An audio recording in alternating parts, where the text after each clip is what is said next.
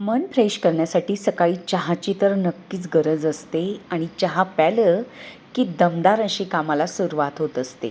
तुमचंही असंच होतं का? तर पटपट मी चहा झाल्यानंतर बाहेरचं पोर्च नंतर ओटा झाडून घेतला. आज मला बनवायची होती शेपूची तव्यावरची अगदी साधीसुधी भाजी. कांदा, लसूण, जिरं, मोहरी बस एवढंच आणि थोड्याशा तेलामध्ये परतवून घेतलं. त्यानंतर स्वच्छ धुवून चिरलेला बारीक शेपू हा मिक्स केला. त्यानंतर दुसरी भाजी बनवायची होती बटाट्याची भाजी तर अगदी सगळ्यांनाच माहिती लाल मिरचीची.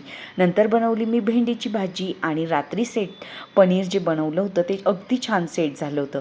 मिस्टरांचा डब्बा तयार झालेला होता, तो आता मी पॅक करून घेतला आणि वेळ झाली टिफिन पॅक करून बॅगेत ठेवण्याची. चेक करून घेतलं की टिफिनमधून भाजी बाहेर येत नाही ना. प्रत्येकाने आपली आवडीची भाजी बघितली की आनंद होतो आणि सगळ्यांचा आनंद बघून मला आनंद होतो.